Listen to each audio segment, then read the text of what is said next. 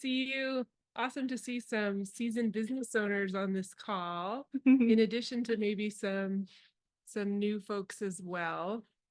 Shall we dive in? Yeah, We have a lot definitely. to cover. Yeah. So, as I stated before, if you guys need extra help and support, please feel free to book a coaching session. Book as many as you need. They're now located on Tuesdays. Those of you who have been using that resource before, it used to be on Mondays, but now it's Tuesdays. So, and this is all the coaches that are going to be presenting today. But if you're joining us virtually, which the majority of you are, I highly recommend actually going to digital tools like Mural and as well as to Canva and search up a business model canvas for you to be able to edit in whiteboards or a whiteboard function for you to be able to add post-it notes or even to download the PDF that we have available whenever you registered for this workshop. So. But the breakdown of today is essentially that we're going to cover exactly what a BMC is, the type of usages that we have, as well as to diving into the 9 sections that we have. And then we'll lock it all up with some announcements and what's coming up next for you all and resources that you guys can definitely dive into after this workshop. And then we'll have 30 minutes of extra optional help with the BMC. That's unfortunately not going to be virtual. It's just me in person. So if you need more support, post this and you're in the Tuba City area, please stop on by. Well, maybe since we have so many people joining us online, we could just do the coaching online. Yeah. Just stay on afterwards. We'll hang out for 30 minutes afterwards, just in case. Awesome. And then also too, those of you who have questions throughout this, just put it in the chat or even to unmute yourself and we'll try to listen or Raquel will flag us. So far, we don't really have any type of way to hear you all because we want to minimize the echo in this building. So just flag it, put it into the chat. And we also have like whiteboards for parking lot questions in case we want to dive into that in the extra 30 minutes beyond this workshop. So awesome. So why BMC? What would we use it for? Oops, let me go back real quick. So this is the business model canvas. Those of you who were able to download a PDF, this is the one that we have. We have some helpful tips within each one of the sections that we have broken out here to consider of like what you would put into each one of these sections. But essentially a business model canvas is essentially like a middle step. A really kind of great step for those of you who are starting with an ideation of a business should really kind of use our kind of free tool of our business idea validator worksheet, in which it kind of broadens it out just a bit more of different sections that go into more detail on the business model canvas. But the business model canvas is a great tool for you to organize your ideas as well as ask like critical questions about how you want to start your business, to your actual location, understanding like your market and the cost analysis of it all, whether this business can be sustainable or even to dipping into understanding like how much does it cost to run this business and what then do you need to do to make sure that you're paying for it every single month and that you're marketing to the right individuals to do so, or even to setting your cost structure at the right price for your products and services. So, and ultimately you can then graduate your BMC into a business plan or into financial projections. And so those are great documents to kind of take to other professional offices or even to those of you who are looking for funding. A business plan as well as a BMC are great places to start of a lot of organization of your ideas. So but by definition, our business model is defined by that it describes a rationale of how an organization creates, delivers, and captures value. And so we'll be walking you guys through some examples of some business models throughout this. We use this as a very much a core building block in our incubator program of a lot of our resourcing and coaching that we do here at Change Labs. So a lot of the alumni that you'll see out on our website and as well as to who have used our services, they all have BMCs. And so we essentially to work with BMCs that they can include individuals who are trying to start service-based business models, product-based business models, even to like nonprofits are using the business model. So those of you who feel like you came here and you're kind of wondering if this will work for your type of business, it will. It's a great tool to essentially organize a lot of the ideas that you have. So for example, I wanted to put out some free examples before we dive into the bigger ones. So we have a handmade jewelry. Essentially, you could break this out to being in person of a certain type of business model to having a truck, a flea market stand type of thing. So just kind of breaking it out, essentially like your BMC will capture and help you identify which one it'll like land within. So same thing here with a mobile app development company. So where this type of company would be essentially service-based technology that would have a lot of focus on like custom solutions, client relationships, and as well as to ongoing support, because a lot of apps out there always need ongoing like essentially modifications as users start to use it. So that you could use a business model for this type of company. So the BMC examples throughout this whole entire presentation, we'll be covering 3 at-large companies. 2 of them are fictitious. So we created them of a brainstorm of our team. The first one is essentially Make Change Construction. It's a federal contracting construction company in which it's service-based. It deals a lot with contracts, and it's essentially a business-to-business type of company. The second one is our coffee company that we created. It's a coffee shop that's more product space than anything. It has to do with a lot of retail and as well as kind of direct to consumers.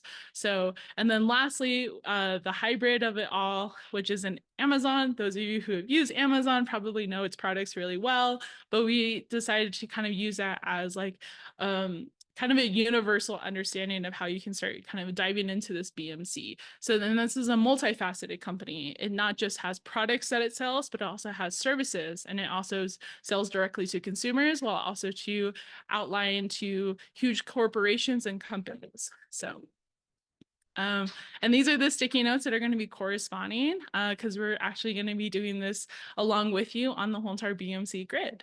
So if you get confused of which one it is, we'll have those logos corresponding of the sections. But yeah, customer segments. Let's kick it off. So we're going to start in this area. It's going to be on the left-hand side of the BMC. Do they have access to a BMC? They should be able to download it on the PDF right from where they signed up for this workshop. It should be highlighted in red. What's that? Oh, perfect. And then Raquel put a link in the chat. So customer segments. How do you approach customer segments, Heather?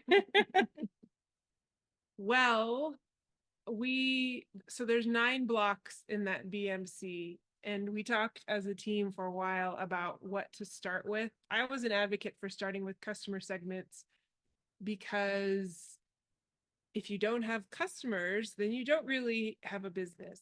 And I think in listening to a lot of podcasts and working with a lot of entrepreneurs, the single most point of failure is if you just lose your customers or you have trouble gaining new customers. And I think it's an indicator that we often, when we're starting out a new venture, don't think enough about who it is that we're trying to appeal to and why and what it is that we're doing for them. Are we solving a problem for them? Are we creating a convenience for them? So the first question that we have here for you to consider, whether you're running a business already or you're thinking about starting a business or a nonprofit for that matter, it's all the same, is am I trying to appeal to everybody with my idea? And what that means is if Holly and I were to ask you, if you were here in person with us and we said, articulate to us who your customer is, and you said, well, my customer is kind of everybody, that would be a red flag for us. That is that whole scenario where you're building the business is more focused on the idea itself and less about who the idea is for and what problem that it solves. So some other questions that we have here that can prompt you is who directly benefits from your product or service? Let's say that your answer is everybody. Then my follow-up question would be, okay, well then who do you think the beneficiaries are? What are their needs? What are their preferences? What are the behaviors that you see? Are there shared characteristics of my customers? Like maybe they all live in Phoenix, or they all really love mutton, or everybody's a vegetarian. What sort of lifestyle do they have, values, shared challenges, problems, et cetera, et cetera. So I believe it's on the next slide where we talk about why it's important to start here with the customers. Our inclination, I think, is always to start with their idea. And we're pushing back saying, if can you clearly articulate and share with us who your customer is? And that will help you define what's coming up next, the value proposition.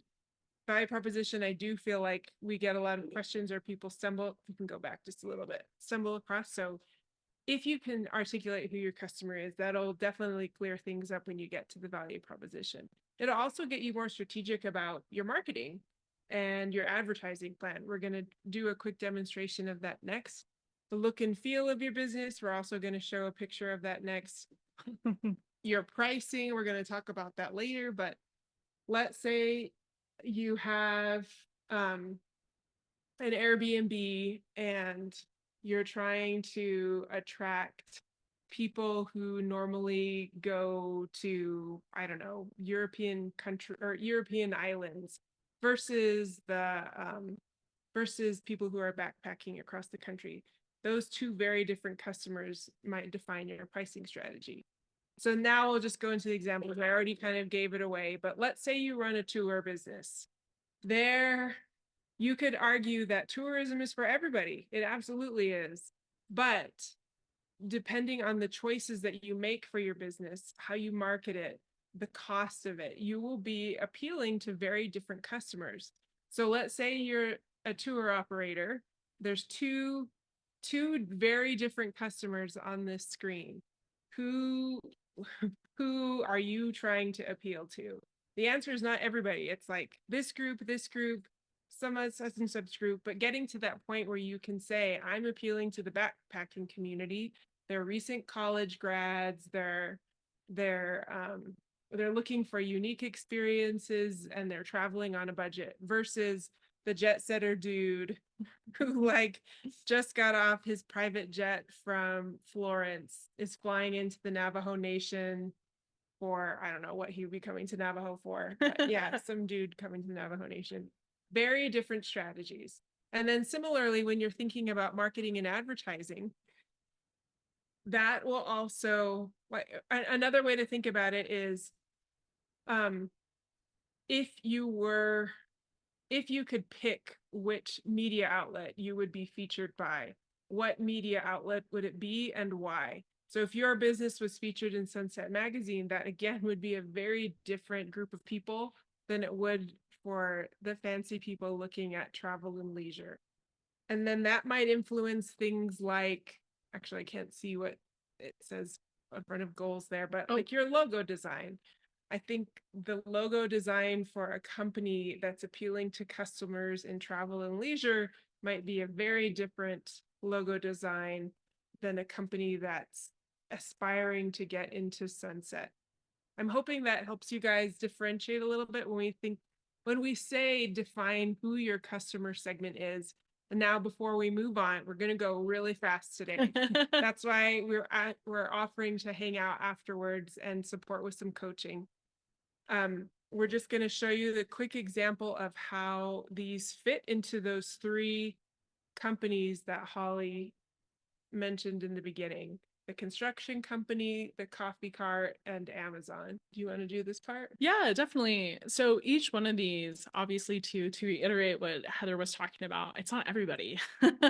These are going to be essentially kind of niches of people, or even to, as we talk about customer profiles or quote unquote, the target customer, target audience that you are trying to essentially connect with of different parts of your business. In Amazon, it breaks it out into not just retail of customers, but also to developers and enterprises. So that's one thing to consider, especially as we go through this. There's going to be a wrap up at the very end about revisiting a lot of this portion now that you've gone through all 9 of the boxes to see if this part changes, or even if too you're identifying new customer segments that emerges as you go through each one of these sections again. But this is just really kind of show you guys that there are 3 different companies. They all have different types of essentially like service, product based, or even hybrid types of companies that are out there in different industries that they're going to have different types of customer segments, and there could be essentially some overlap between each one of them as well too. So yeah, but that's the first section is our customer segments. And then we're going to go into, which I think is a huge hurdle for a lot of business owners and entrepreneurs out here, and it's defining their value proposition of their business. Really kind of this is the middle part. So as you can see, going through this business model canvas is not linear. It's not essentially also too just reading it from left to right or right to left, but you're kind of jumping all over the place, it may seem like. But these are 2 of the crucial areas to get started within is your value proposition in customer segments. So the value proposition, it's one of the hardest things to define. A lot of coaches, and I feel like individuals who coach businesses and entrepreneurs talk about it as your why, the why of the business. Even to essentially to drive it home a bit more, it's the value that you're bringing to the customer. And this could essentially be a lot of the differences between you and different companies, or even to existing businesses that are providing the same products and services to the same customer base that you have. These are kind of great things to consider, but also to this can be very hard for a lot of businesses that are emerging through the reservation, because I think a lot of us are very humbled in this area about talking about why we do something. I've talked to a lot of entrepreneurs in which they say, I just do this one thing and that's all I do. And that's I don't really consider that a business. And sometimes when you're evaluating this section and area, there's a lot of questions to consider within this. And one of the ones that we have as an example is, you know, which job are we helping the customer kind of get done? Those of you who have a product or service, it could be of convenience. It could be essentially something that is kind of because of our communities are being very spread out, or even to access to certain things could be bringing a lot of easement to the customer. Then those essentially would all fit within your value proposition here. But added to that, how would you explain value proposition? I don't know that I would explain it much differently. I think there's a reason it's in the center of the business model canvas, though. It is kind of the heart of the company. But yeah, I don't think I have. Yeah. It's a tough one. And I think the one thing I will add is that it can change over time, especially as you get to know your company a little bit more, the longer you've been around the block. So if it doesn't feel like it comes easy to you now, that's fine. Yeah. In fact, we always tell people like revisit it as much as possible and keep rewriting it. Yeah, I think a ton of businesses over the COVID pandemic actually ended up changing or adding a lot of areas to their business model canvas, and primarily this area of the value proposition. So this is a little ad lib to help you all of creating your value proposition. You can essentially put your products, describing your customer segments, and what your customers do, and as well as just kind of fill this in to help better kind of create that value proposition statement for your business. So we're getting the flag, so we're going to move on. And so here are some examples again too of each one of the companies that we outlined of examples. To Heather's point, Amazon actually ended up moving from a bookstore into several different services to now a streaming platform, and as well as Amazon Prime Music. So there was a lot of products of their revenue streams that they expanded on that their value proposition ended up changing as well too. So, or being added to. So that's something to consider as well. So now customer relationships. I'm gonna leave you now, Yeah. Allie. Thanks so much for being with me, Heather. Always talk to me. Yes. Now, just me solo doing this one of customer relations or relationships. And this is really kind of developing the journey. Really, after establishing, understanding like your customer segments, building the relationship part is really kind of the block that essentially is you defining the type of relationship that you want to have with customers. So this really kind of drives a lot of customer satisfaction. You want to have loyalty kind of built within it, just meaning kind of you having returning customers coming back to your business. But also too, like ultimately each one of those things leads to a business's success and overall just sustainability. So essentially, whenever you're developing this, sometimes you can go through a helpful worksheet and resource called the customer journey or experience map, in which it takes you through each kind of the perspective of a customer who's approaching your business, discovering it from the first time, evaluating, making a purchase, and even to just the post experience of your purchase, to becoming a returning customer at the end. So this is something that we use with our entrepreneurs that kind of can help establish a lot of pinpoints or even to opportunities within your customer relationships and channels and customer segments that you can apply whenever you are going through each one of these three boxes as well too. So as well as with this great resource, emerging some things of value proposition again. Maybe you're doing something that's like really kind of great through this whole entire journey. Maybe you have a digital presence that another business doesn't have. So if you need more support and want to actually go dive deeper into the customer experience map, book a coaching call with me. I would love to kind of help you guys evaluate that and work through this. So, but the types of relationships, some of them can be like personal assistants. So those of you who have an idea of doing a virtual AI personal assistant, or even to being an executive assistant kind of business that the one that comes to my mind is Virtual Gurus. That's out in Canada. They have that type of customer relationship, and that's a prime kind of value proposition of their business. There's also too a self-service. So I'm thinking of how a lot of grocery stores and just stores in general now have like a self-checkout. Like that's a type of relationship that they've incorporated into their business.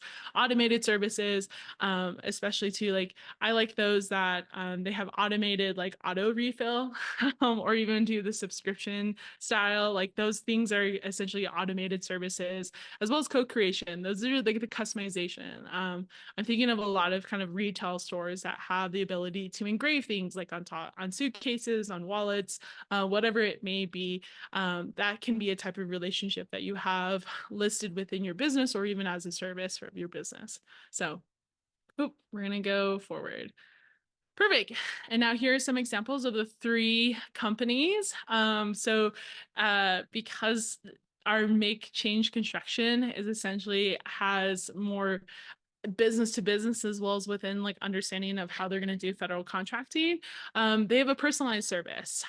So they essentially are remembering customer name and as well as to like their drink orders sometimes, or maybe even to just in the sense of like who they contracted first, the first time around with one of their projects. And so for a coffee company, maybe they can also have that same personalized service in which that they are remembering their order of their drink and things like that. Oop, now that I'm looking at this, I think we may have these sections mixed up. It looks like the red sticky should have been the yellow sticky, and the yellow sticky should have been the red sticky, but that's okay. Amazon's is correct. I know that. So Amazon definitely has the self-service where it's easy to navigate the website and as well as any of the apps, and it has an automated service that either replenishes sometimes your cart and as well as who reorders things from Whole Foods, another one of the services that they have. So as well as too, they have a community content where users are able to review and add things to a forum. So they're able to rate products and as well as to essentially vote on things as well. I believe it's like on music and books. So those are things to consider. And these are channels. I am going to slightly shift into getting some support with Raquel on these. So if you don't mind Raquel joining me on this area, on the couch. This it is ending up to being kind of my podcast. Yeah. So tell me about channels. Like what exactly are channels? um, Channels are part of your business that describes the way your business communicates with your customer segments and how you can translate that from your value proposition, which is right next to the channels block. If you look at your business model canvas, you're moving your value propositions, any items that you have on there through your channels, and that's how you communicate with your customers. And then you identify which segment on your left side or the right side of the box that you're targeting with each of those value propositions. On the slide here, we have our questions to consider. So asking yourselves, like, through which channels do my customer segments want to be reached? So we have customers who only want to communicate through the computer, or they have customers who only want to communicate face to face. Oh my God, no, but I'm just live. fixes. How are you reaching them now? Is that effective? Is it cost effective? Are you spending more money than you should to access your customer segments with your value proposition? Those are all questions that you can consider when you're filling out this section of your business model canvas. Yeah. Yeah, definitely. So like those of you who we're talking to through Zoom, this is a channel in a sense for us on our BMC. So those are kind of great things to consider of like how you're interacting with other businesses through their channels. So yeah, for here, we have different channel types that you can break your channels into different sections and then identifying the different types that you can take advantage of. So own channels would be channels that are directly controlled by you as the business owner. So your website, any documentation that you have put out, any advertisements, your social media channel, anything that you operate yourself independently of any other business.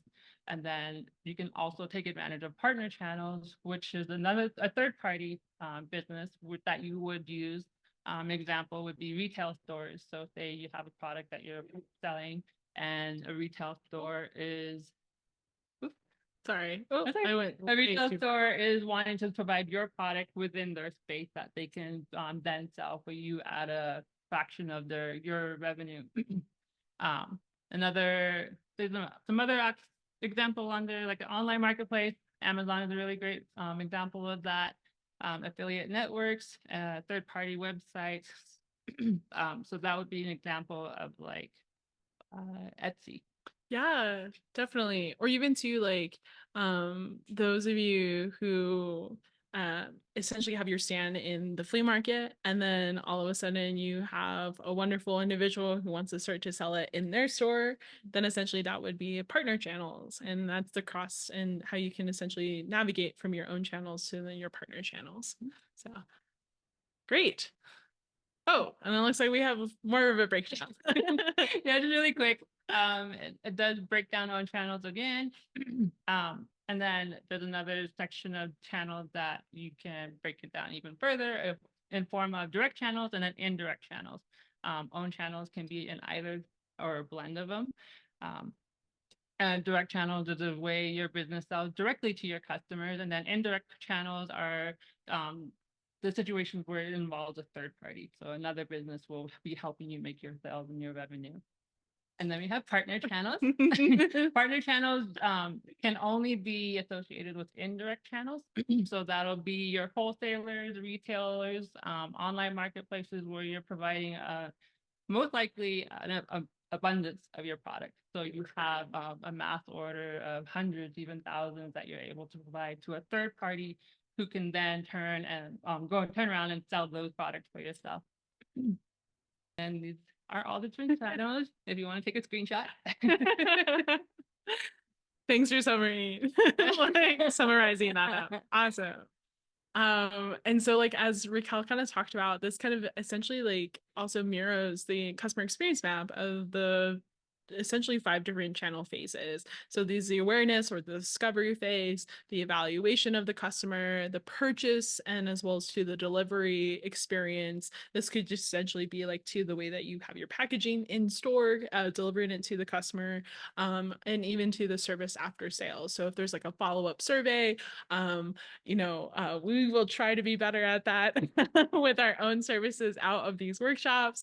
But essentially, too, like this is a way that you can understand of like where there are opportunities to input channels and communicate and build a very kind of loyal and trusting relationship with your customer segments. So this is kind of how they all interconnect together in that area.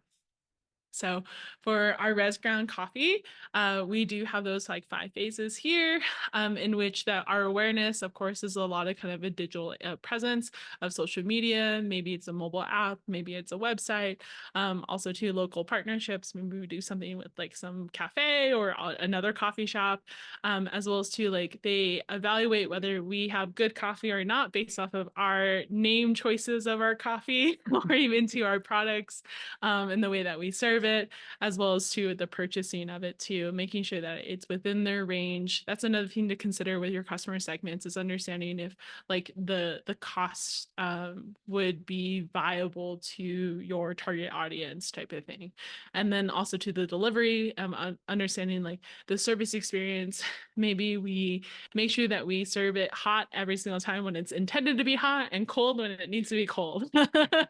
And then the service after is maybe we have this cute kind of like survey, or even to just customer feedback, and appreciation of online reviews and ratings on our website or our social media pages. So for the make change construction, we could do a lot of go in this to a little bit more detail, but I will summarize it here in like 2 more slides right here. So essentially to oh shoot, I did get it wrong. The red should have been the other coffee shop. Oh, I got you. But it's okay. So essentially too, for federal contracting, the channels would be essentially like you going to the local construction supply store, as well to maybe the tribal governance contracts, places that like conferences could be one as well too, where you're advocating for the work that you do. You could be speaking about the work that you do. And if you're like service based, you could essentially a lot of heavily within your channels could be a lot of networking. So it's talking to other people, self kind of advocating for your business out there with other businesses. So and then for Amazon, what they do is they have an online platform. They have mobile apps that people interact with. They have physical stores, and as well as to Alexa enabled devices that they kind of got in trouble with a couple of years ago. But essentially, like these are the way that they're essentially establishing and continuing the relationship with their customer segments. So Hey, good afternoon, everyone. Yes, my name is Marcia Greyeyes, and I will be covering revenue streams. Revenue, some things to consider when we're talking about revenue streams, which is usually the last bottom right-hand part of the BMC. It's all about income, like how you're generating money, what strategies you're implementing for pricing that brings in income for you. So there's a couple of things to consider when you're talking about revenue streams. One is the type of transaction you're after. There's one-time fees, which is mostly just paying, for a product or service. Of course, like the name says, one time, so single transaction. And the other one is recurring fee. These are things that are for the business itself. It would be a steady stream of income that comes in to them on a regular basis. Some examples are subscriptions, and various other monthly income or income that a person can depend on to be there when it's needed. Microsoft 364 is an example. Premium subscriptions to various online services. The other is customer support. I think there's more than this. I'm just touching on a few of them so that you can consider which of these things you might want to implement into your um, revenue, sources of revenue. So customer support is something that is, even if you had a one-time transaction fee, let's say you bought a printer, right? Maybe you need ongoing support on maybe maintaining that machine. If it's a big printer, then you would implement a customer support system, which could essentially result in another type of income stream for you. The other thing to consider is who is your customer? Customers are people that are actually willing to pay for the product or services that you're offering. It may be that you have a company that's coming to you looking to purchase an item. You'd have to look, your customer is the person that's authorized to make that purchase. It could be a consumer that you're after. If you look at the business model canvas, you'll see the customer segments there and kind of gives you an idea of, I think it was Heather that mentioned that who are you appealing to and who's your target customer. So essentially, these are the same questions that you would answer in some respects on who is willing to pay for the services or products you offer. The next portion to consider is what is your pricing strategy? There are a couple of different types that I have listed: fixed pricing and dynamic pricing. So fixed pricing is pricing that's like a list price, something that we're familiar with. Let's say that you went into In-N-Out. It's my favorite place to eat. By the way, you have a menu there and has a price for number one. Maybe it's like $7.99. But if you wanted to add features to your order, maybe you want a different type of fries, then you add that extra dollar or however much it costs. Okay, the next one is dynamic pricing. These are based on time and availability, negotiation. Basically, it comes down to supply and demand. So one of these, as an example, is maybe class pricing on a plane, or hotel availability, depending upon what kind of event is happening. The prices may go up. Same with using Uber or other types of services. The last thing to consider is what is your price? This is, if you notice on the slide, it says price plus criteria. So really, you would be looking at how does it benefit the customer? How do you personalize it so that they are willing to buy? The urgency, how fast do they need the service or product? Their budget. Okay, so here's a list of income streams: one-time, recurring, and customer support. So if you look at revenue, the one-time fee, of course, is something that I already covered. It's a lump sum up front. It is paid at that time, and there's no other transactions that follow. If you look at the customer behavior listed under there, it basically is not something that you would consider as building relationships with your customers. It's highly unlikely they will be back. It's just, they're unattached. Maybe once in a while they might visit, but it's not, it doesn't really build loyalty or brings their customers back. Customer acquisition, just because it takes a while to bring in one person or a customer, it costs you more to get a customer in through your doors or to your services. Customer retention is how long you keep your customer, or if you're able to keep your customer.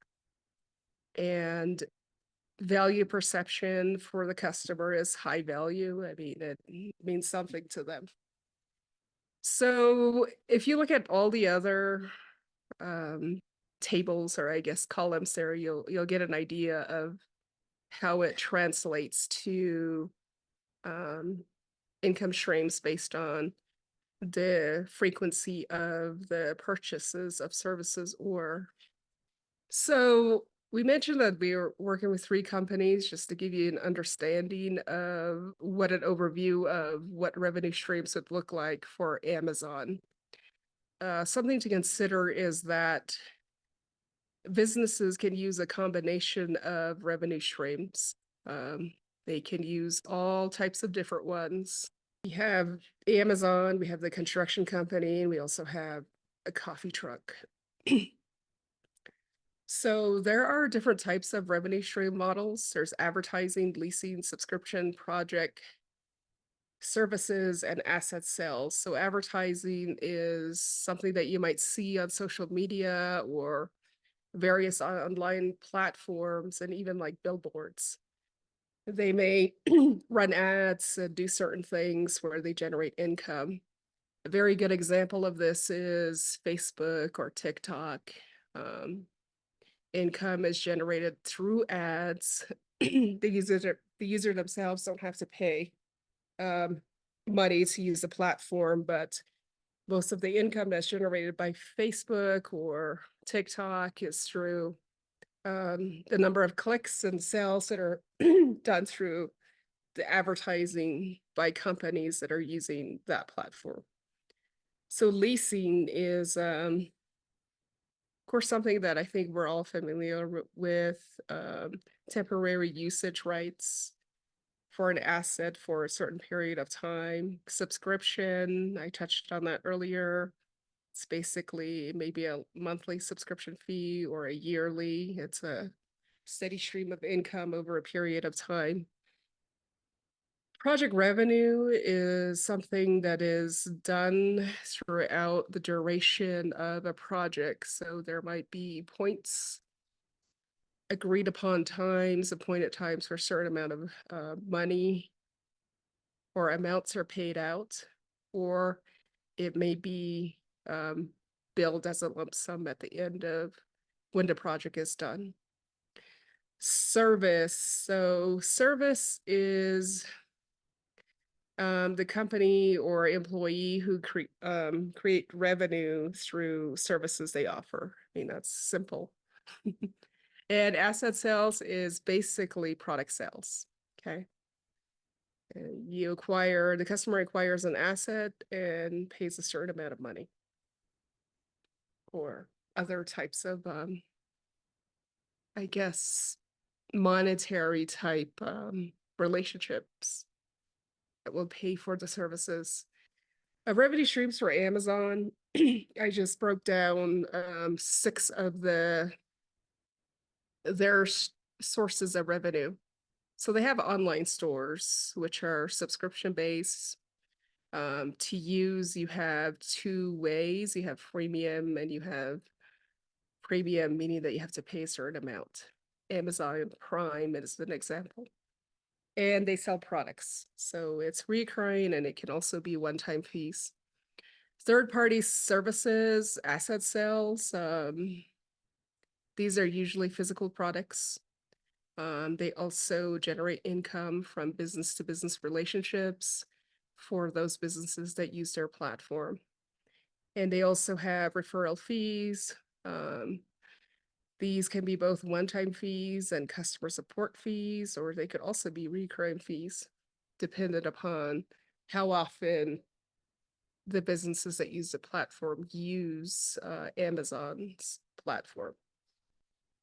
Amazon Web Services, these have to do with cloud storage and so forth.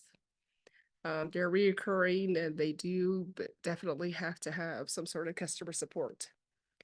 Advertising, they're usually one time. They could be reoccurring if the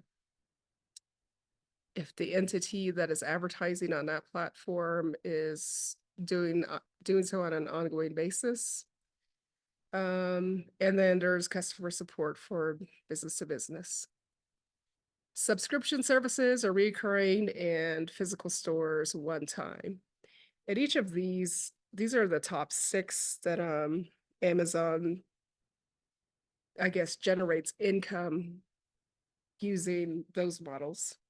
So revenue streams are construction companies or projects, design services, consulting services, maintenance and renovation, equipment rental, subcontracting. Um, the projects are generally one time, designs are one time, consulting fees are one time. If they do have a service that offers something over and over to a specific customer, it could be recurring, and generally it might be a redesign or renovation of something. So they, in some sense, it's customer support. Maintenance and renovation can be recurring, and it's also a form of customer support. Equipment rentals are recurring. Subcontractor working with them on different projects can result in recurring revenue streams. Coffee shops, coffee and beverage sales is direct sales, direct product that they offer. So it's usually a one-time fee. Food sales, one-time fee, those are supplemental generally. Services, events and catering could be one time. Online services, if people are using apps to purchase their drinks, it could be a recurring fee for the mobile coffee truck. Branded merchandise, also one time. Partnerships and sponsorships may be a form of recurring revenue streams for mobile coffee shops. So 5 points to consider when pricing is, there's 2 things that I've listed. There's a lot more than this. Cost base is probably the one that we're very familiar with. It's the amount that it costs you to produce a product or service, and then you mark it up by either 20%, 30%, whatever you want it to be. Full cost pricing is that you cover both your variable and fixed costs. The variable costs are those costs that go up with usage. Fixed costs is those that stay the same no matter what. For example, even if you're not generating income, your rent will stay the same, for example. And then demand-based pricing is usually based on value. Some of these examples are premium pricing. These include luxury items, high-end clothing, products, etc. Dynamic pricing is a real-time pricing that is changed based on the factors or the market itself. And a good example, as I've used before, is hotels. Okay, and then just to wrap up, revenue streams, these are for the different businesses that we mentioned. I believe they're a little mixed up, but you see revenue streams from Make Change Construction, just attach that yellow one, I believe, to kind of figure out where it goes. And let me just say this, draw a line to where you think the right, the right revenue streams is for that particular company. All right, well, let's get started. So we are going to talk about key resources and key partners. So if you see here, we kind of combined the key partners and key resources, and we're going to talk a little bit about that. One of the things I was listening to podcasts because I've been, using BMC for some time now, but one of the things that one of the guys said, and I don't know, somebody can disagree with me, but the first box you should fill in on your BMC should be your key partners. You should list all of your key partners, because guess what? You're going to want to use all of your key partners to start to work on the other boxes. What do you think about that, Vosky? Yeah, I think that's a great way to start. Only because as you can see, like when we start moving into more of the details here, you'll kind of see why. And And usually this is kind of like where people start, thinking about their business. They'll be like, okay, so how, like, if you have a coffee company, or like, where am I getting my coffee from? Who's going to be the supplier? You know, and like, okay, so I'm going to need to have, um, to work with a financial institution. Who's going to be my banker? Like, who, all these different, like, kind of resources that you're going to be using as well. This, one of the resources was the supplier. And so that's kind of a great way to start kind of the conversation. And usually that's how people start thinking about their business, as far as like, the whole business structure. All right, so let's go on to the next one there. Oh, I forget we're controlling it. Okay, so key resources are physical, intellectual, human, and financial assets essential for creating and delivering and capturing value. So do you want to go through what some of the questions to consider there? Yeah, yeah.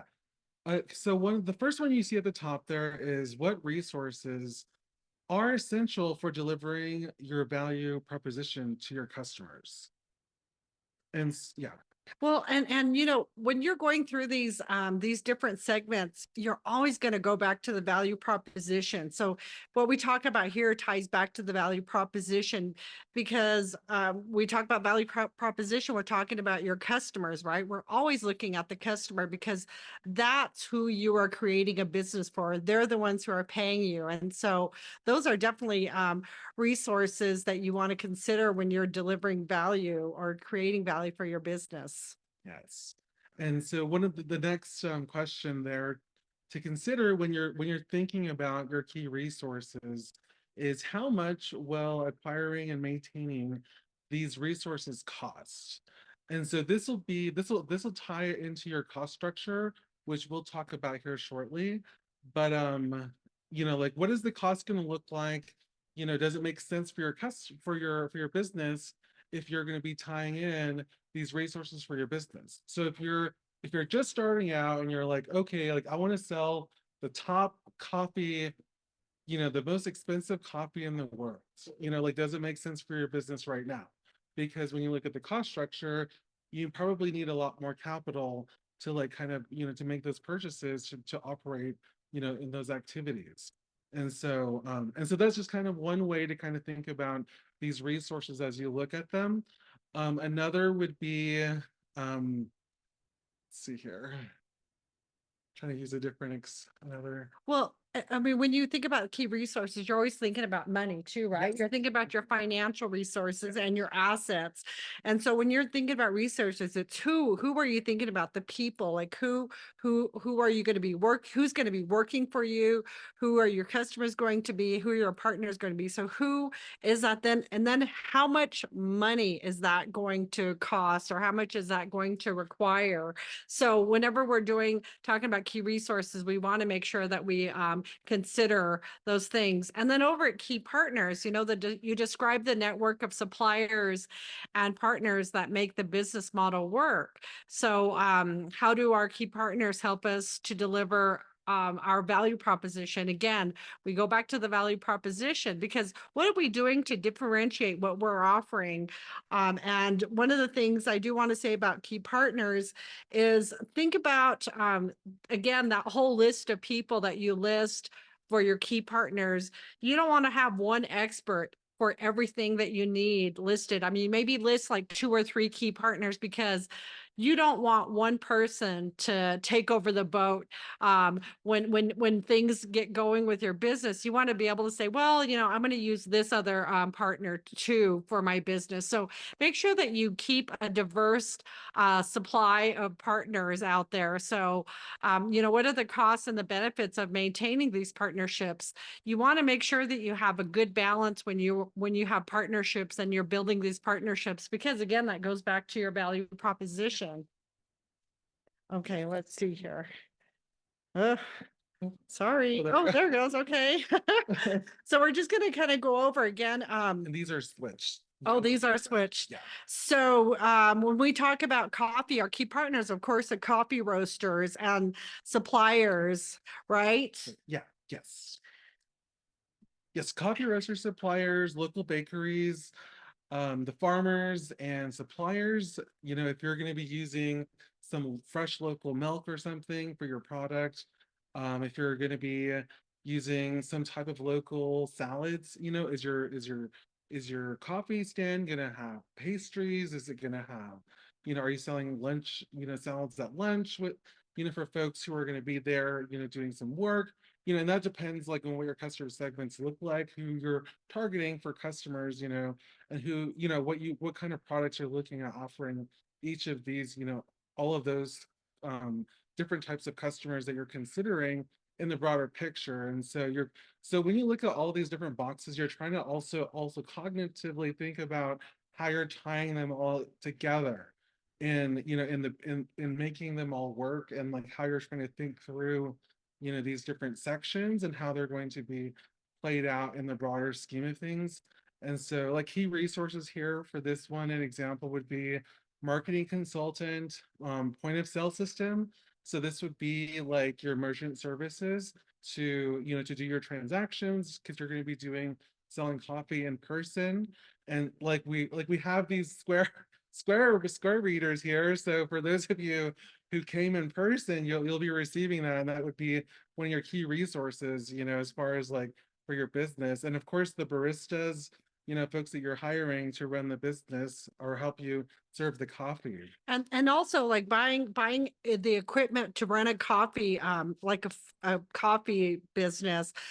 Think about, are you going to purchase the equipment or lease it? There's a difference, right? If you're starting out, maybe you don't have the capital to purchase a $16,000 coffee machine. So maybe you want to just lease it as you're getting going with your business. That's something to consider when you're looking at key resources is, you know, leasing versus purchase.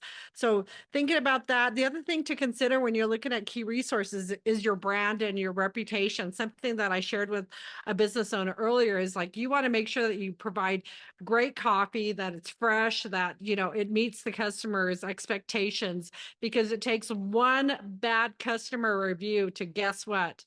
You know, it gets out there pretty quickly with these different companies. So make sure you do what you have to do to make sure you're taking care of your business's reputation. I think that's really important with the key resource. Yes. And then we'll look at some of the examples for the construction company. Key partners include subcontractors and business to business relationships, architects and designers, you know, engineers. We have quite a list there, and one of them, you know, is the bankers and financial institutions, government agencies and regulators who you have to get your licenses for, all of those different things, insurance companies, you know, to make sure that you're compliant with, you know, with all the insurance regulations and how you obtain those things to keep your business going. Safety consultants and trainers to make sure that all of your employees are getting all the correct, you know, information as far as keeping safe and up to the latest standards for all of those different laws of surrounding, you know, those building projects. And then key resources, security clearances, and this could relate to government contracts and trainings, of course, and development. That kind of ties in there with the safety consultants, accountants, partnerships, intellectual property. And then the last one here is Amazon. So we have some of the different kind of broader aspects of the key partners here. Third party sellers, everyone that's selling their items on Facebook, on Amazon, delivery and logistics partners, how they're getting all of these different items to you as the consumer, manufacturers and suppliers, and Amazon has its own products that it sells as well. And so and that ties into into all of those different partners. And then payment providers. And this is how all of the different you know, how they're able to charge for different services and different things like that, and how all that is being directed through other systems, tech and software providers, because Amazon doesn't only just sell tangible items, they sell software and services as well. And then advertising partners, they're huge on advertising, and that's definitely one of the bigger items that they use to to get to every one of us as consumers, and then retail and brand partners. And these are other folks who kind of share the stage with Amazon and also use Amazon as a key partner in selling their products and services. And then I guess the key partners for this one. Well, the Or- key resources, so key resources that you want to think about. I can't even read that so far away, but let me see. Well, what I have, I mean, key resources, I mean, you want to make sure again that you have people that are available to help you with the different things like the marketing and the logo.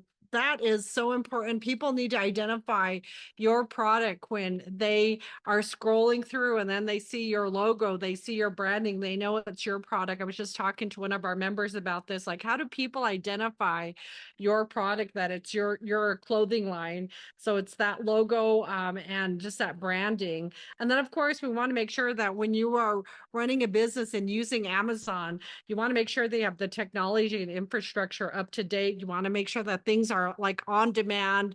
As soon as an order goes, I mean, you have something to fill that gap. So making sure that things are up to speed, the human resources, of course, making sure that you have the people in place to help run your business, having that talented workforce so that you can continue to grow your business. And then again, the physical assets, those things, making sure that you have a warehouse full of supplies to fulfill those orders. Because what happens if you tell people you're going to get an order in one day and that doesn't show up, they will rate you low. They will post something negative about your business. So again, your reputation has to stay positive in any type of business that you're running. We'll go ahead and go on to the next page. So key activities. Oh, when you are looking to start a business, somebody just has an idea. Some of the things you have to do is ask that question that we always ask. If you come into Change Labs, we are going to ask you, what problem are you trying to solve?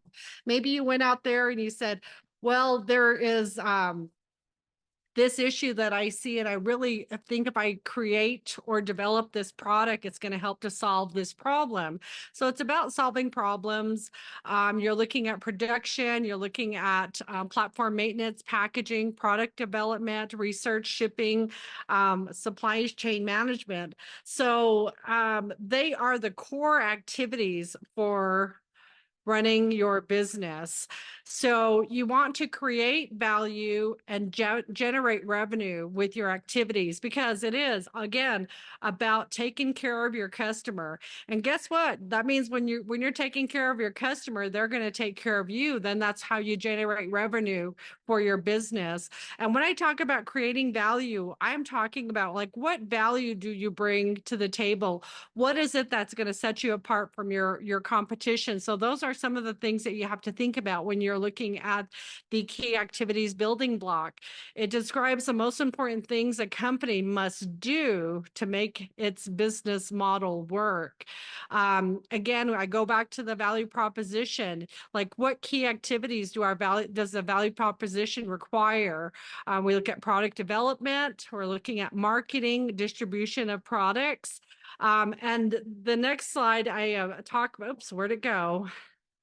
Oh, there are two things that we are going to look at when we're looking at the activities here. The key activities is we're looking at either operational or strategic. So operational, if you're doing anything like manufacturing or marketing or distribution of a product.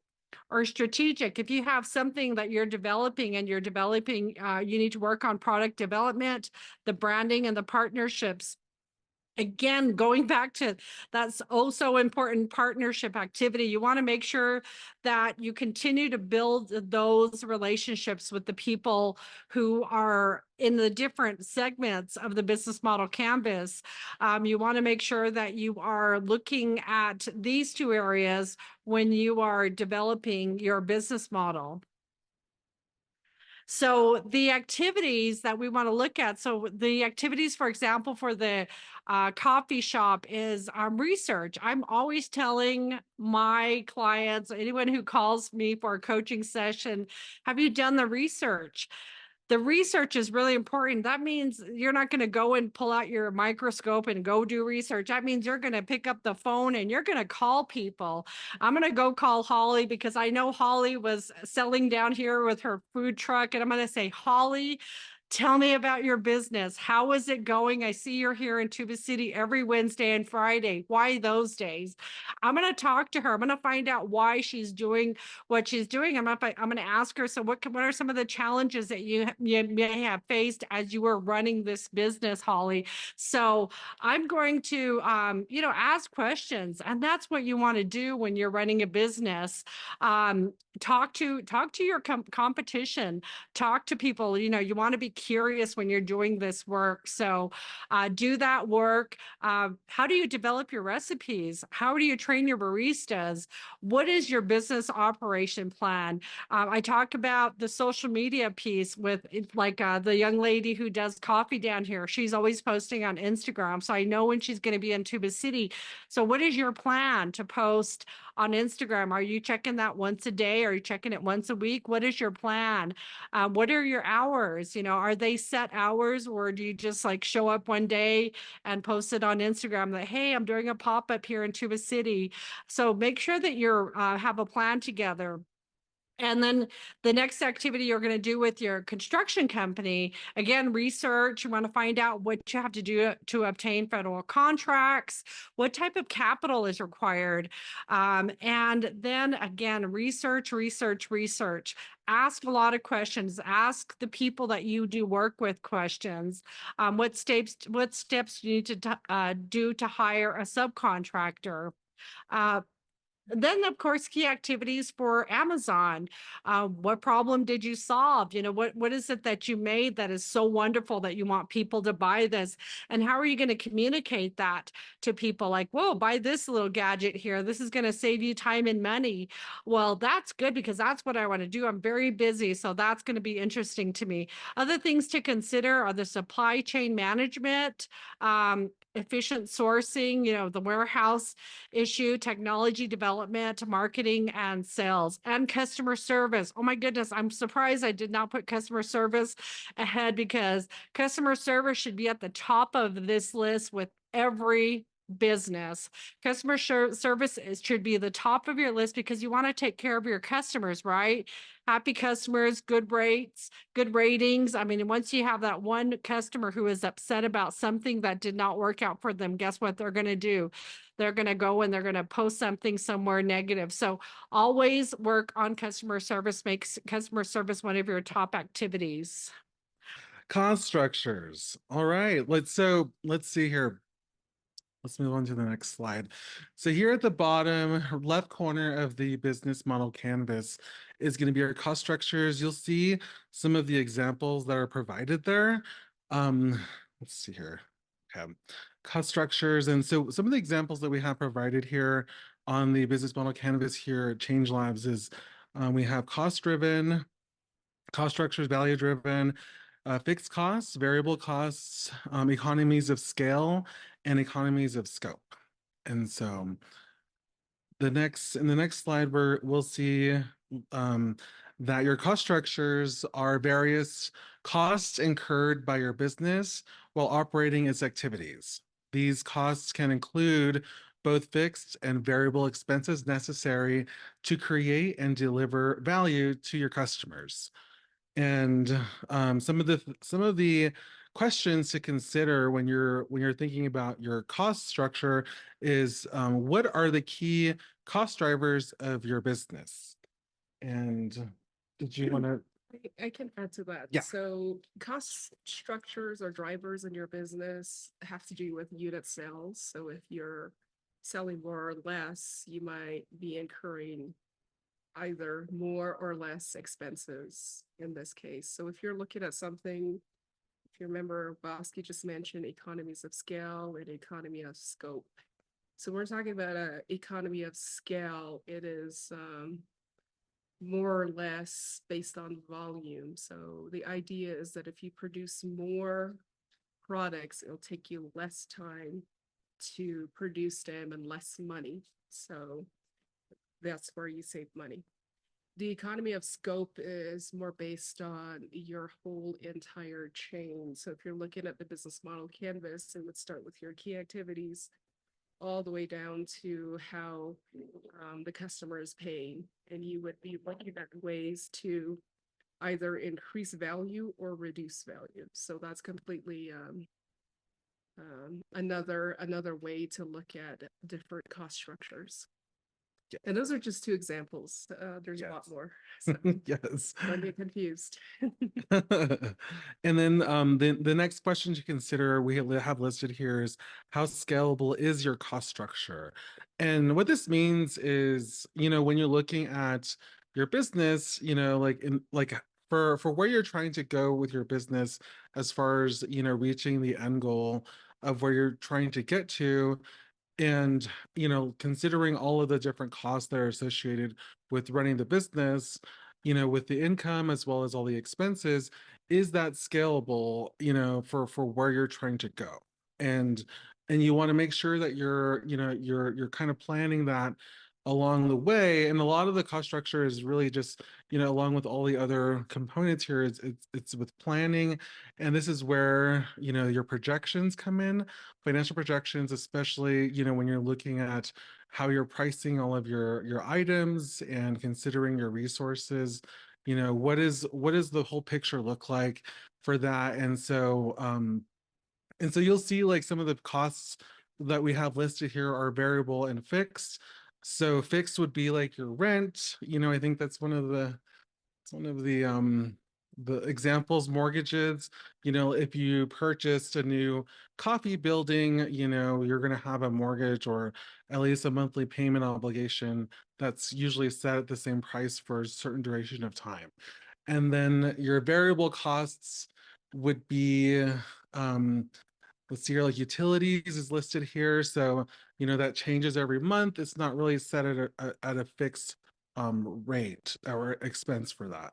And so when you're thinking about like, the how you're projecting your cost structures for your business, you want to make sure that you're including a lot of the costs, not only for now, but also for future cost expenses that are going to be, included into the picture.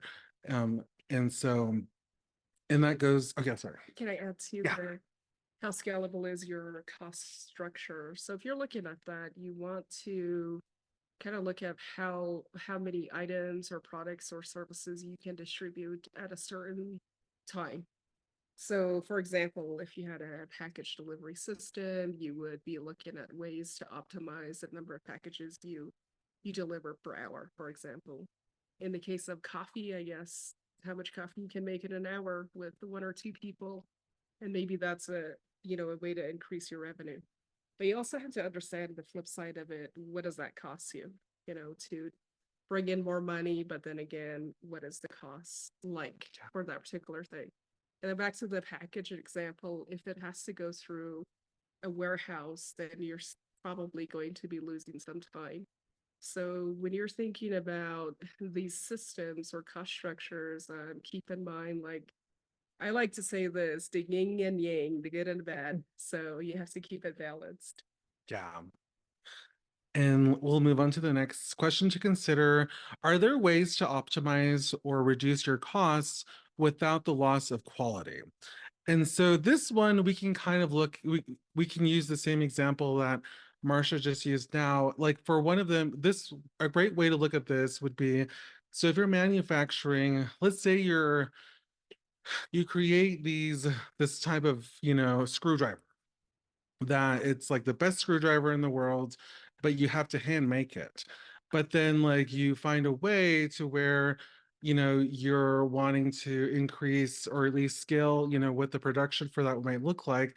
And so that could be buying like manufacturing tools. So you would buy like a mold or something that would like be able to like make 100 of these in a week instead of just two, that or maybe five, depending on like what your how long it takes for you to make them by hand, but you also want to make sure you're also thinking about like, making sure that the quality for your product is still there and that you're still, you're still delivering on that and your customers are satisfied with the product that you're selling or your service that you're selling. Yeah, and it might have to go down back to your suppliers. You might have to renegotiate certain things, certain terms. And that's also attached to purchasing powers and so forth. And again, it goes to the scalability and also the scope of your business. So there's a lot to consider when you are looking, if you're looking at if quality is your number one thing, then you should be looking at a different way to deliver your products. If doing something cheaply or doesn't say cheaply, friendly, to somebody's pockets, then you would probably be looking at scalability in a lot of these things, economies of scale. So just as Bosky's example with the screwdriver. So, or if you're on the other end, you would be looking at like premium quality products. Like you don't care how much it costs as long as, the brand is recognizable. Yeah. Gucci is one of an example of that. So just keep that in mind. Yeah, like if you created a Gucci screwdriver, you're selling them for 5,000 a pop. So the last question to consider is, what is the impact of different revenue models onto your cost structure? And so this would be like, one of the ones that we are looking at was Amazon. And so, where there's different ways that your company is making revenue.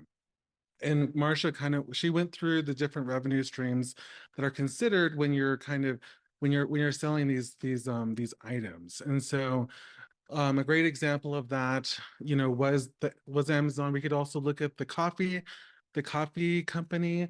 If they're selling, let's say they have a great brand, they sell like the world's most luxurious coffee, and so they're selling coffee kits online for Mother's Day or something, or there are these like little gift baskets. So you're kind of like, and so there's going to be different. So that could be an online revenue stream for that specific product, as opposed to the in-person coffee product that's being sold. And so when you look at that, like how are these, how is that impacting your cost structure as far as like all the expenses that go along with providing these different products, and how are and like understanding like exactly, are these just one-time sales? Are these recurring? And how many different revenue streams are you wanting to consider, when you're thinking about your company? And that's, and this is where the cost structure comes in, is how expensive it, or at least what is the expense going to be around, that specific type of, way that you're going to be selling this item. I guess an example I would use is construction. Okay, well, some of us may be familiar with it, but one of the biggest costs that is frowned upon is usually change orders, changes to the way the building is designed. Maybe somebody comes in and says, "Hey, I don't like the way that you put up the lights. Maybe we should do it a different way." So the redesigning of that could cost money, but it's also a form of revenue for the business itself. On the one hand, we're looking at redesigning lights in a certain way to keep the customer happy. On the other side, we're looking at like, what is this redesign going to cost us? Is it something that's custom made? Would it cost us $400 or would it cost us $4,000? Yeah. So just a few things to think about when you're looking at cost structure. All right. And so we'll go through some of the examples from the different companies that we were talking about earlier. So we'll start with the construction company. Direct costs include materials, equipment rentals, subcontractor costs, labor costs, indirect costs or overhead costs, admin costs, safety and training. Project costs are permits, fees, transportation, waste disposal, and contingency costs would include your contingency fund for the construction company. And one of the things that we want you to kind of understand when you're looking at these three different examples is the diverse kind of nature in like how these businesses cost structures are different from each other.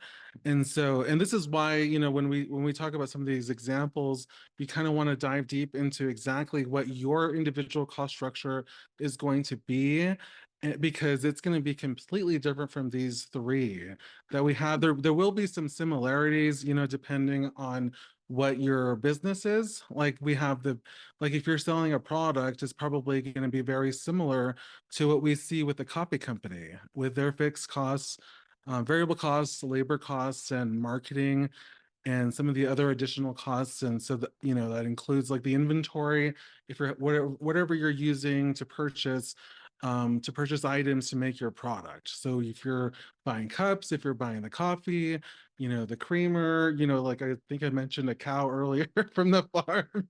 If you're having to buy that special cream, from that special farm, from that cow.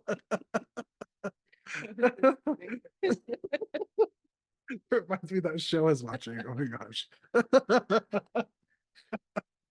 What is a resident alien? Oh my gosh, that guy in the cow. Sorry, guys. Sorry. So to make sure you're listening. Yes. You test. No. And then the last, of course, is Amazon with all the goods, the cost of goods that they're selling, from warehouse and fulfillment costs, the cost of purchasing products from suppliers and manufacturers, shipping and delivery.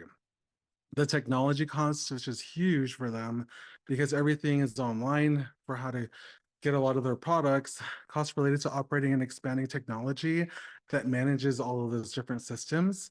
Marketing is huge because, they need to be able to reach you as the consumer. So that includes digital marketing expenses, advertising promotions for Amazon products and services, admin costs, salaries, wages, insurance, costs related to facilities, and then of course the customer service, customer support centers and call centers would be included for that in making sure that they have the best quality assurance so that their customers are happy and fulfilled. Yeah, I'd have to agree with that. The thing that I'm thinking about right now is when I was covering revenue streams, one of the things that I mentioned for construction was equipment rentals. But we're thinking about that. I mean, just as an example, you might be looking at the equipment. It needs maintenance. It probably needs some sort of repair on an ongoing basis. And then if you're looking at the cost structure, what would that look like if you were doing those rentals? For the coffee shop, one of the things that I had put as like an indirect form of making extra revenue, I guess, is either pastries or shirts, right? Yeah. So if you're looking at pastries, it's not the main. Well, I would think that your customers are not coming to you for pastries; they're coming to you for coffee. So it might be something that goes by the wayside. Maybe 1 out of 100 people wants a pastry with their coffee. Yeah. So what is it costing you to purchase the pastries, and is it worth it? So that's something that you can explore when you're out also looking at your customers, what they value and what they would want. And the other piece too that's important is pretty huge for this whole vision of this is the actual implementation of of your idea and learning from it, because I feel like your individual business is always going to be changing and evolving as you go through each of these different segments, or at least these areas of understanding your business. So it's always going to evolve, from the time that you begin to where you're going to end up. It's going to be completely different. And so make sure that, as you're going into it, that you're trying new things and you're experimenting and you're learning more, and growing as a business owner about in reformatting exactly what this looks like. Because let's say, what if what if the cupcakes that you're selling with your coffee becomes a huge hit, and then everyone's coming for that specific item?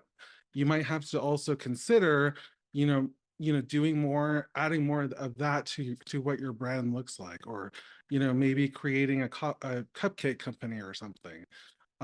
So there's different ways of experimenting and learning more about how you can expand your business model canvas in these different areas, and the cost structure helps you kind of notice those specific things, and understanding. Yeah. And then one more example, Amazon, they had their 1 day delivery that they had implemented some time ago. But their delivery system, the channels they were using, were having a hard time delivering those packages on time. So that was something that their partners decided to shut down, because it wasn't really cost effective or efficient for them, and it was just causing them a lot of issues. What Amazon, I think, revamped, or in considering some of these things, my favorite place to go if I'm in an airport is to Amazon store. You just grab something, walk out, as long as you have an account. So I think, in some respects, there would be a little bit more of that if you want an item right away, but it's mostly food products.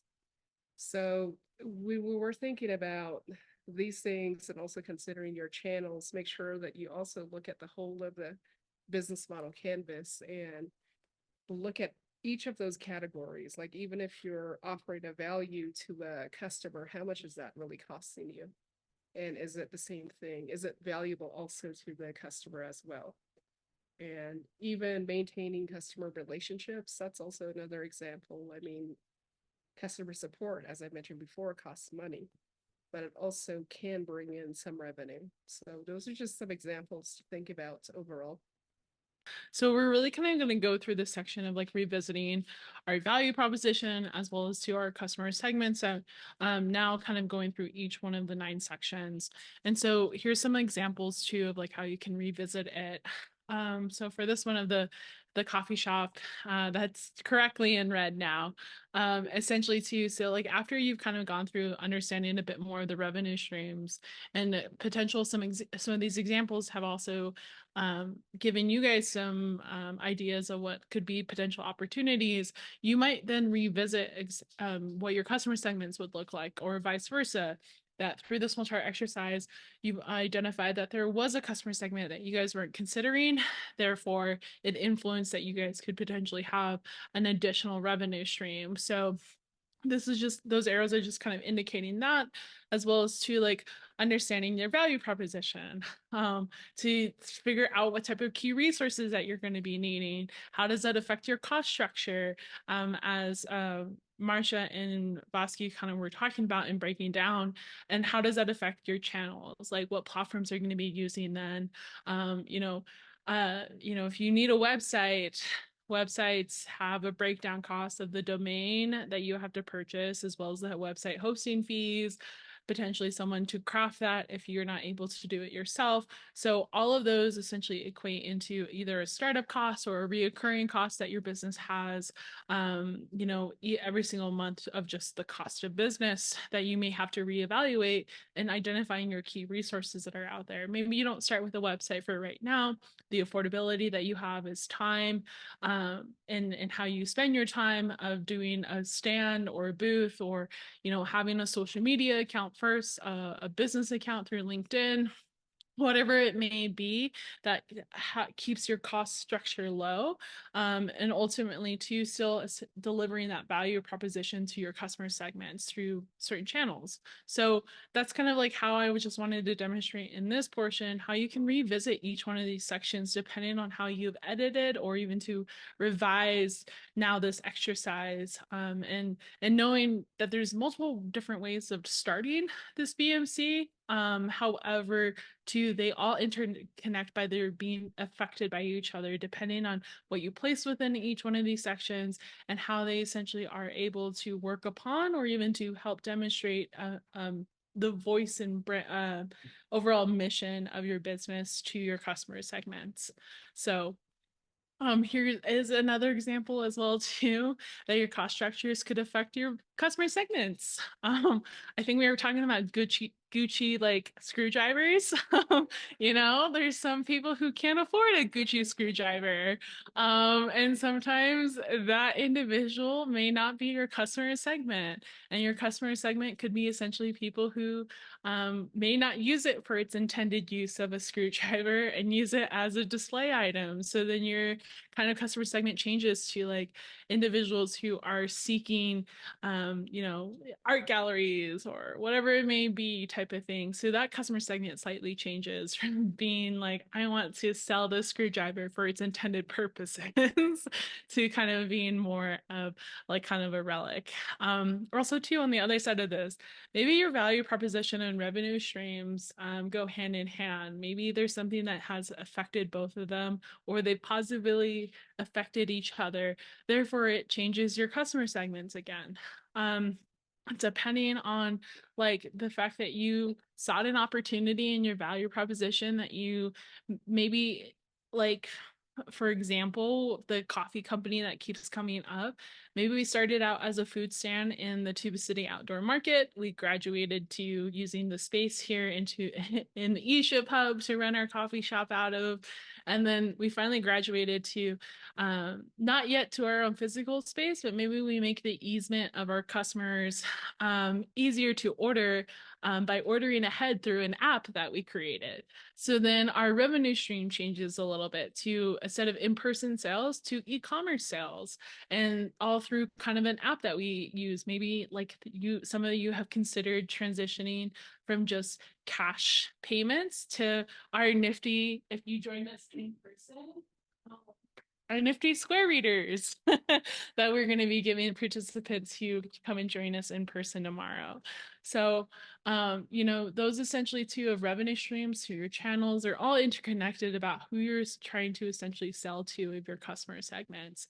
So that's just kind of something to consider. Those of you who are able to keep up with us and be able to jot down some things in each box or haven't started either, maybe this is the time you put all of those ideas onto paper and start filling out your BMC so that you can start kind of making these revisions, or these revisions start to stand out a lot more.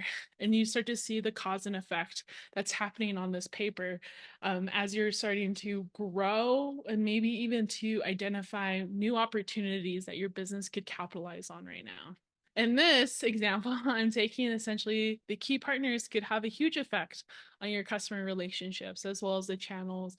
Maybe you find a distributor that makes it really easy for customers to have access quickly of delivery of your products or services, or even to the fact that one of your key partners, quote unquote, Square, helps you out by an easement of giving you a free subscription or essentially customer help and support on their side so that you're able to have an easy way of your platform of transition to a website on Square. So then your channels heavily change because of the partners that you've been able to kind of establish.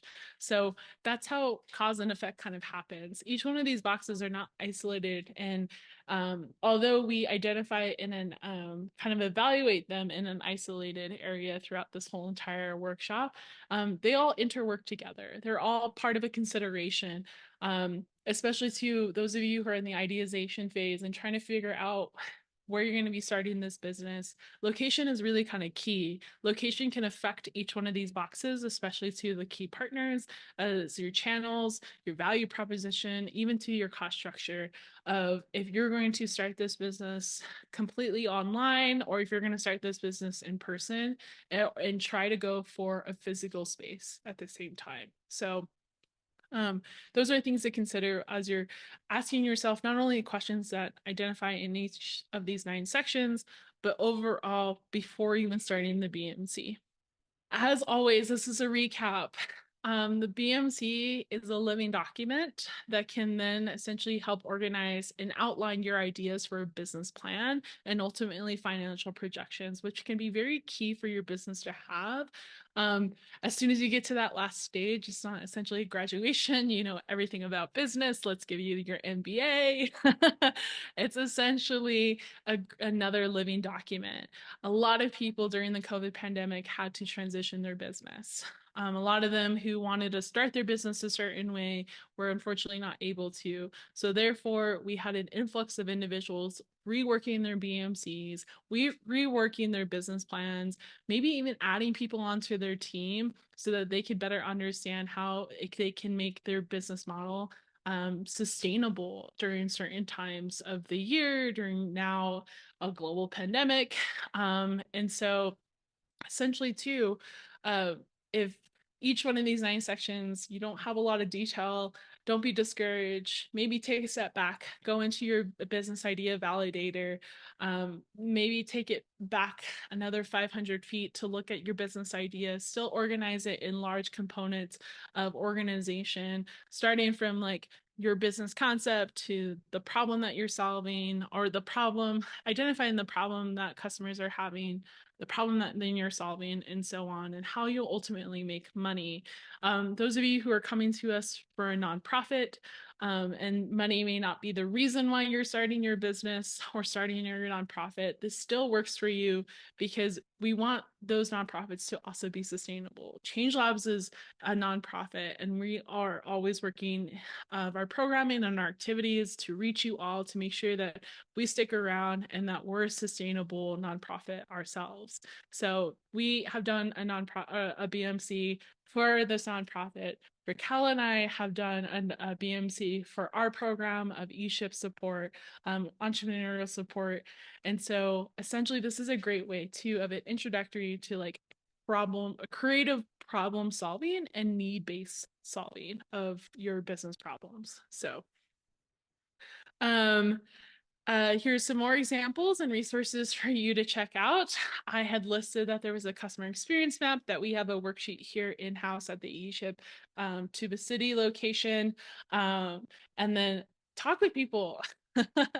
Post this should not just be you working diligently on your BMC.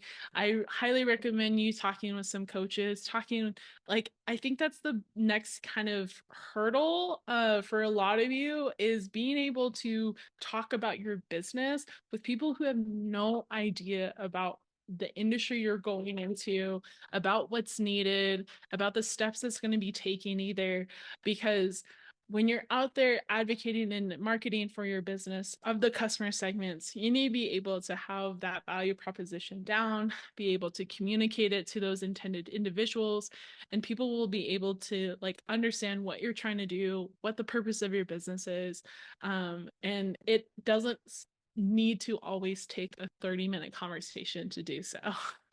So our kind of roles here at Change Labs as coaches is for you to be deadly in a 5-minute conversation about how to describe your business. And this is one good way to start kind of organizing the thoughts that are in your head, so that you're better prepared when you're talking to people who can probably open the opportunity for you to grow, pivot, or even to accelerate the actual operations that you're currently doing in your entrepreneurial journey. So, and then lastly too, financials is always a scary thing for everybody. I think it's just in the sense that a lot of us didn't grow up around the social capital of having accountants or having lawyers or having people to talk to us regularly about money, or even to money not always being a concern in a lot of our households. And so creating a startup cost sheet for how much your business will need in capital or funding or in general savings to start up your business is a really kind of helpful way for you to understand the cost structure that Marcia and Vasi kind of broke down, and may be able to answer a lot of the questions that you guys have following if you don't know how to answer any of those questions in the boxes of the revenue streams and cost structure. So create a startup cost sheet that could be as far as just an LLC registration or application registration cost, I need maybe this type of insurance and get a quote. I need a computer. I need like business cards, whatever it may be, or the startup cost of my website is going to be this much type of thing, and see what the bottom line item is for you to understand. Maybe that's a goal that you need to get to save up to, or maybe that's your ask for a financial professional or institution such as a bank or kinship lending team, any other types of places that you can access capital. And then lastly, if we went way too fast in this whole entire workshop, a lot of the resources on the business model canvas can be located on the Strategizer website. So if you just go to Strategizer, and also Google be a business model canvas with it, you'll be able to find a lot of the resources and then a breakdown of each one of the sections as we've gone through, just with a bit more literature within it. But we highly recommend you guys to kind of check out that website as well too. Lastly, Tuesday coaching. It can be extremely intimidating, but at the same time too, being able to talk to a coach, a person who may have expertise in the area that you have a lot of questions within, could be very helpful.